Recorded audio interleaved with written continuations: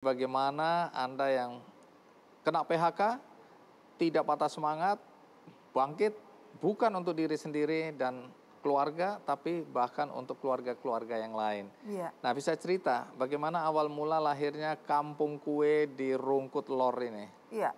Nah, kemudian saya kan, ya sudah pokoknya saya nggak mau jualan di pinggir jalan. Akhirnya saya masuk di tempat tinggal saya gitu kan.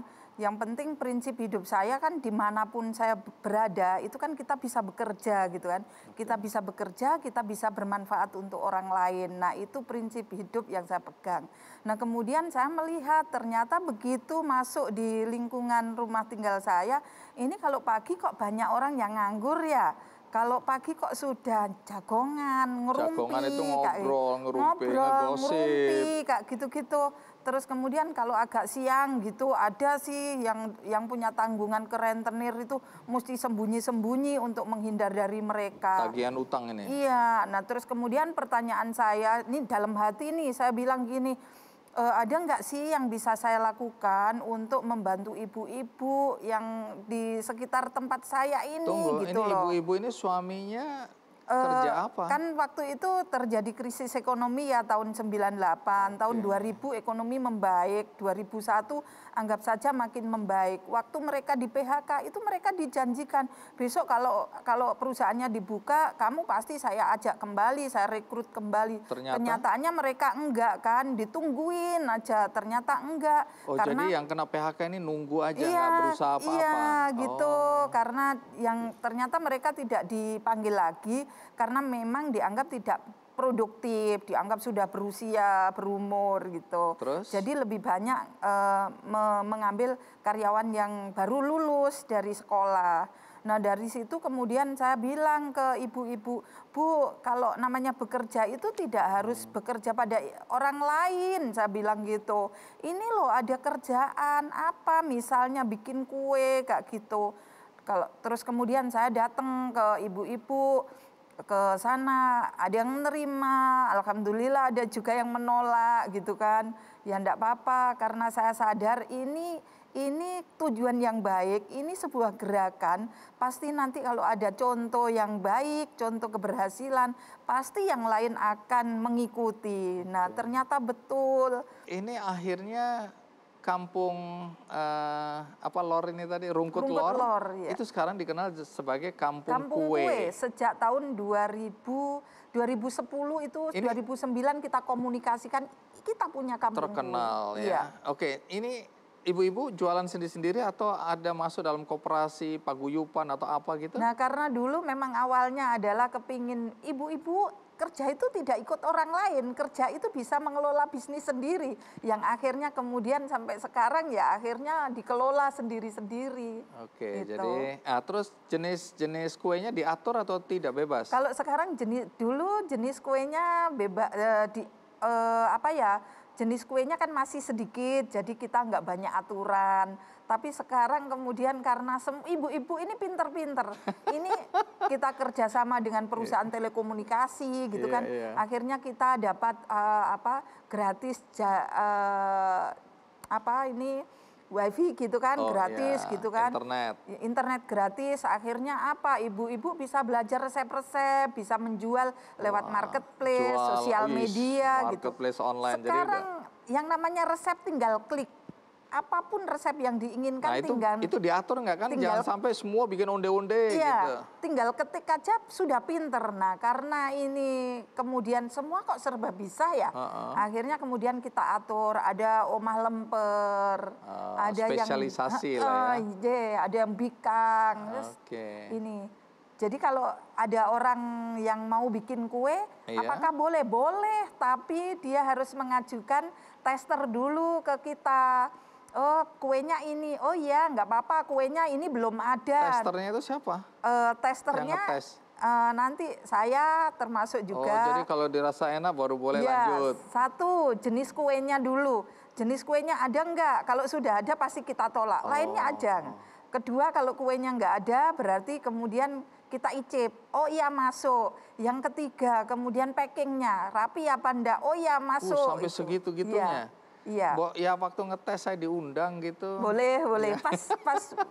Pas kesana aja. Ini apa ini yang di samping ini? Ini almond crispy oleh-oleh khasnya Surabaya. Oh, Jadi ini. yang ini udah masuk di penerbangan domestik. Uish. Ini. Oke. Ada di buku menunya salah satu penerbangan domestik ini. Waduh, keren ini ya. Jadi oleh-oleh Iya. khas dan pawon kue. Iya, perusahaan saya namanya UD Pawon Kue. Oke, usaha dagang pawon kue. Iya. Keren, modern ya. Padahal ini dari kampung ini ya. Iya. Kita mesti kasih Kok bahasa. pinter-pinter ibu-ibu ini ya. Ada bahasa Inggris, ada bahasa Mandarin. Wih, Iya. mana bahasa Mandarinnya? Ini ada. Emang di siapa sini. yang harus yang segmen yang mau dituju kok pakai bahasa Karena Mandarin? kita ke Singapura, ke Oh. Malaysia. Iya. Hebat nih. Emang ngerti bahasa Mandarin? Enggak. Iya, gak usah ngerti lah. Ya, pakai Google Translate aja nanti ya. Iya. Oke, keren. Jadi ini rata-rata omsetnya berapa ini ya? Kalau dulu sebelum pandemi ini satu kampung ibu-ibu bisa 15 ke atas. Sehari? Iya. Sehari? Iya, betul. Wow. Karena masa pandemi ini akhirnya ya kalau saya secara pribadi kemarin karena banyak pusat oleh-oleh yang tutup jadinya omset saya tinggal 10% nggak sampai. Oke, tapi Nggak tetap sampai semangat kan 10%. ya? Tapi tetap semangat. Nah ini mulai bulan Juli kemarin, Juli itu produksi sudah mulai merangkak naik. Karena kita memang optimis. UKM itu adalah orang-orang yang sangat powerful. Wush. Jadi kita percaya Setuju. di situasi apapun nanti pasti Tetap kita bisa mampu bertahan dan kita mampu bisa- bangkit. Ya, Apalagi selalu sekarang bangkit. pemerintah kan punya perhatian yang sangat Iya, khusus luar untuk biasa UMKM untuk ya. UMKM. Ada 123 triliun yang Iya. digelontorkan walaupun Iya. ini belum terserap semua Iya. ya. Kemudian kemarin Presiden beberapa kali ya mengundang beberapa UMKM untuk perwakilan diberikan bantuan nilainya antara 2,5 sampai 3 juta untuk bertahan dan sekarang BUMN disuruh membeli produk-produk seperti ini. Mudah-mudahan kalau ini ada BUMN yang dengar besok Iya. udah habis nih. Jadi Bu Linda benar, Anda juga kena PHK waktu itu ya? Benar Pak Andi. Kerja di mana waktu itu? Waktu itu saya kerja di Polaroid Indonesia, Oke, ini perusahaan multinasional ya perusahaan memang PMA Iya. multinasional. Dan dulu memang kita ini masuk sebagai perwakilan Polaroid Malaysia juga, yang kita punya kantor pusat di Polaroid Amerika di Texas. ya? Oke, jadi ini perusahaan penanaman modal asing, Betul. cukup besar ya Polaroid Cukup kita besar, kenal. betul. Nah, tapi nanti cerita kenapa bisa bangkrut dan Baik. kemudian mem-PHK. Tapi waktu itu posisi Anda apa? Baik, posisi saya waktu itu sebagai bagian logistik. Oke, Jadi berapa lama sudah mengimpor kamera instan ya, dan juga film-film instan yang kita pakai itu digunakan di imigrasi untuk security dokumen, dan juga untuk film-film instan di objek pariwisata di seluruh Indonesia. Baik. Nah, waktu itu udah berapa lama bekerja sebelum kena PHK ini? Ya, cukup lama sih, saya sekitar 3-4 tahun. Tapi saya mengalami PHK karena pada tahun 1998 itu, tepatnya bulan Mei, terjadi kerusuhan. Iya. Sehingga perusahaan juga memang terbakar waktu itu. Barang-barang kita semua yang kita import, yang harus memang udah kita supply ke imigrasi kemana itu terbakar. Sehingga perusahaan mengalami kebangkrutan dan akhirnya perusahaan dari Polaroid Amerika menunjuk lawyer Ibu Niken waktu itu untuk mem-PHK keseluruhan Pak. Jadi selesai, dan tapi kita waktu itu juga betul-betul nggak percaya dengan ini dan nggak mau percaya, dan kita nangis semua gitu ya. Tapi ya ternyata memang bukan hanya kita saja kan, banyak juga yang krisis moneter termasuk bank juga banyak ditutup. Akhirnya kita mendapat pesangon yang cukup memadai. Saya ingin tahu waktu PHK Iya. itu usianya Anda berapa? Kalau masih ingat. 98, saya lahir 68, berarti 30 tahun. 30 tahun waktu Iya, itu ya. betul. Sudah menikah. Nah, Sudah menikah. suami bagaimana situasinya? Karena saya Sama. dengar kena PHK juga. Sama, karena dia bekerja di Airindo Sakti, di alat-alat berat. Itu juga berat waktu itu kan, itu semua import, Iya. US dollar semua. Dan semua dengan kenaikan dolar dari 2.500 menjadi 18.000 itu, mohon maaf tidak bisa dijual, Pak. Itu juga sama-sama kami di bagian import semua dua-duanya. Jadi dua-dua kena sekali. PHK juga ini ya? Sama dengan pada saat yang sama, betul-betul kita memutar otak itu. Nanti saya mungkin akan cerita. Iya, nah situasi ekonomi keluarga waktu itu, anak berapa waktu itu? 1.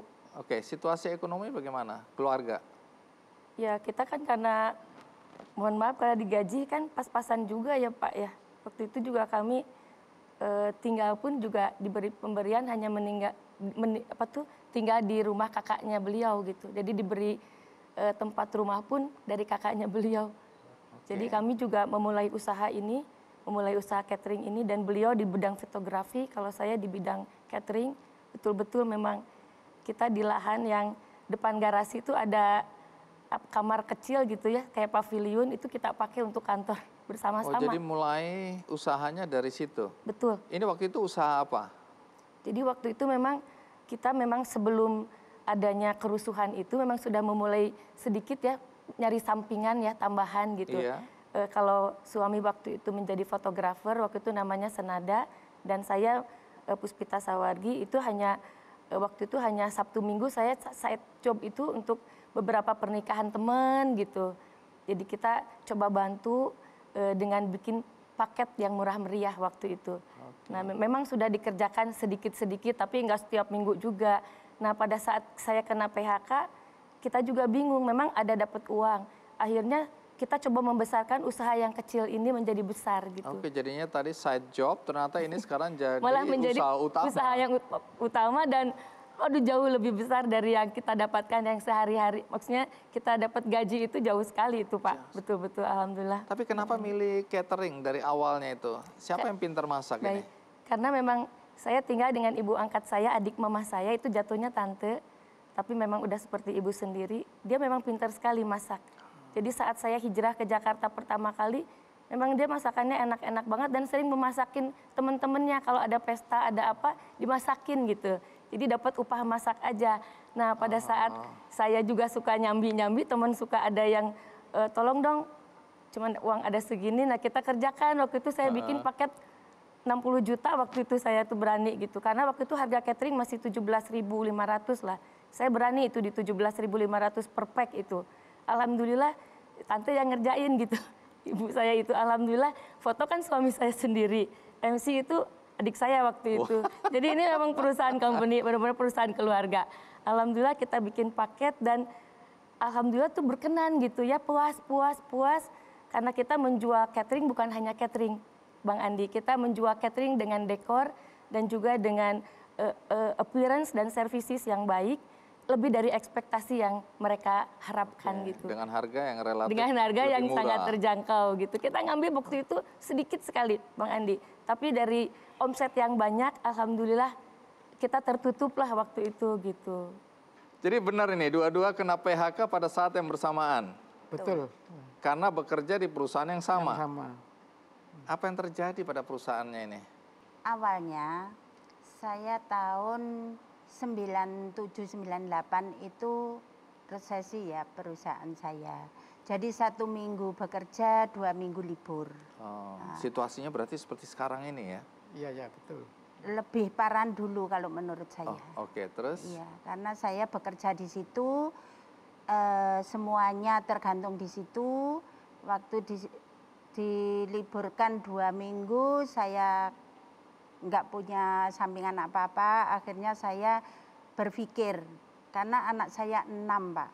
Anaknya 6? 6, Pak. Jadi, Pak Ruslan, emang nggak ada hiburan lain waktu itu? Katanya mumpung masih muda supaya produktif gitu. Oh, mumpung masih muda, ya wes alasannya itu. Jadi anak 6? Anak 6, waktu itu masih kecil-kecil ya. Terus akhirnya bekerja lagi. Terus 2004 saya di PHK total. Oh, jadi tunggu, jadi ini perusahaan yang sama? Perusahaan sama. Oh, udah sempat diselang-seling, Iya. terus berhenti dulu, Iya. tahun 2004 Total diberhentikan, iya, PHK. Iya, waktu itu anak saya 4 di perguruan tinggi, yang 1 SMA, yang 1 SMP. Wah, waktu anaknya berarti itu. sudah besar-besar dan membutuhkan biaya yang besar sekali. Yang ya, besar Dek? sekali. Terus saya di PHK dapat pesangon, itu bapaknya 22 juta, saya 18 juta. Bapaknya itu maksudnya suaminya nih? Iya, Oh suami iya, saya. Pak Ruslan. Ini kerja di tempat yang sama ya? Sama. Ini perusahaan apa sih? PT Perusahaan Wastra Indah, tekstil, Tekmaku Group. Tekmaku Group, Oke. cabangnya salah satunya di Batu satu. Batu Malang. Ya, situasinya memang sulit ya, Iya. karena krisis ekonomi. Iya. Iya. Tapi saya kembali dulu ke cerita waktu di PHK bareng.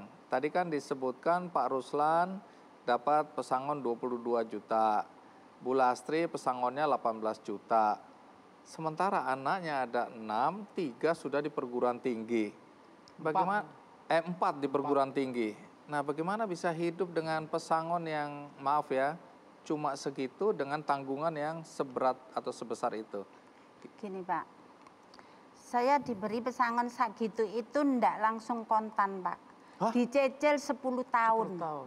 baru lunas. Astaga. Jadi segitu, maaf ya, Iya. segitu aja itu diangsur atau dicicil sepanjang 10 tahun. Iya, 2004 sampai Sampai 2014. Jadi saencrit Iya.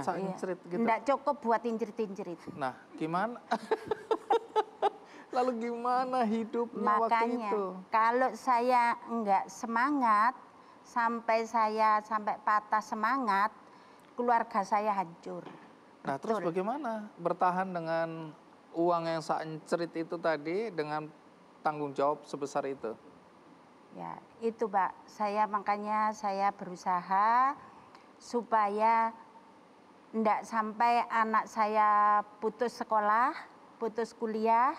Saya berusaha membuat jahe instan atau empon-empon instan, Pak. Dari mana kok nemu gitu loh? Tahu ada akar alang-alang dan khasiatnya apa ini? Ya, saya mulai dari bawah lagi ya, Pak ya. 2004 saya mulai usaha ya, ini buka usaha ini, tapi belum minuman, masih empon-empon Jahe ya. instan tadi. Iya, Oke, 2006 akhir itu saya diundang oleh Capilnaker. Iya. Ya, tenaga kerja. Tenaga kerja dan catatan sipil Kota Iya, Batu iya, itu. diundang, yang PHK tadi diundang diberi pelatihan. Orang-orang yang kena PHK diundang. Iya. Terus? Yang mau itu ya. Yang mau, ya. Iya. Terus? Terus saya waktu itu dilatih membuat minuman sari bunga rosella. Oke. Nah, saat itu rosella mahal, barangnya nggak ada. Sudah didapat. Terus saya sudah bilang sama suami, bagaimana saya kan sudah dibelajari, bisa dikasih Ilmu. mesin apa itu manual ya dari naker itu. Untuk mesin apa ini? Mesin untuk minuman. Press untuk ngepres pengemasan minuman, iya. Ini Tadi tapi manual. tujuannya untuk rosella. Iya. Iya. Terus? Saya bilang sama suami, bagaimana kalau saya dulu waktu masih kecil, saya panas dalam, itu sama mbah saya itu dibikinkan alang-alang, jeruk nipis, kayu manis, Sudah ya, tentu. itu direbus, terus dikasihkan saya. Itu cara 2 hari udah sembuh, Oh. gitu. Oh, Akhirnya jadi ini resep nenek ini ya? Iya, Terus teringat kembali resep itu? Iya, waktu itu bagaimana kalau kita ini membuat itu? Bapaknya bilang, coba aja. Nyoba saya membuat 1 tong besar itu. Saya bagi-bagikan ke teman-teman. Senang teman-teman? Oh, senang sekali. Semua senang gitu. Tapi katanya ada yang malah dikasih, malah takut. Ini apa ini? Itu waktu Alang-alang. pameran. Oh, waktu pameran. Iya. Kenapa orang-orang takut? Gini, Belum kenal. katanya kok suket kok dikasihkan orang Suket, gitu. iya. Bu, dirasakan dulu. Rumput kok dikasihin orang Iya. gitu loh ya? Terus saya kejar sampai dia mau. Ush. Gitu. Jadi orangnya lari dikejar Bu, terus. gini Bu, coba aja ya, ini dicoba nanti. Kalau sekarang Ibu nggak mau, nanti di rumah, coba dirasakan di rumah Saya kasihkan memang. Terus? Tapi satu-satu gini, anaknya satu, ibunya satu. Akhirnya diterima. Waktu itu anaknya mau nerima sama ibunya enggak boleh diseweret gitu. Nah, Nah, ini saya bilang, Minuman apa? enggak ini? apa-apa ini minuman sehat Ibu. Kalau nanti ada apa-apa tak panggil saya. Bilang, saya kasih kartu nama Ada dia. garansi. Iya, saya kasih kartu nama dia. Terus apa yang terjadi? Akhirnya diterima. Diterima beberapa hari dia ngebel saya. Saya suruh ngirim 50 dos di tempatnya dia. Padahal Surabaya, Batu. Saya kirim Jauh, 2 saya. jam. Iya. Oke, Iya, terus gitu. bagaimana kok bisa kemudian, nah itu jualan dari toko ke toko itu gimana ceritanya? Kalau jualan toko ke toko itu saya kan waktu itu produk saya belum ada yang kenal. Saya ingin cari uang supaya produk saya ini laku. Bagaimana caranya saya? Saya toko ke toko jalan sepanjang Kota Batu, puter ya. Berapa Lebih 5 kilometer kilo. Kurang itu? lebih 5 kilo saya jalan Jalan kaki. kaki. Menawarkan Iya. Menitipkan. Oh, menitipkan. Bukan menawarkan, nitip. nitip, oke. Gitu. Dan nitip aja belum tentu ada yang mau gitu ya? Iya. Betul. Ada yang nolak, ada yang mau, tapi ada yang laku, ada yang enggak. Saya juga dengan menjajaki orang yang bisa menjualkan produk saya, juga cari orang yang jujur. Terus Akhirnya akhirnya? lama-lama sampai sekarang ya sudah ketemu, sudah yang sudah saya tinggalkan. Jadi yang sekarang tinggal ngebel aja, saya kirim gitu aja. Cie.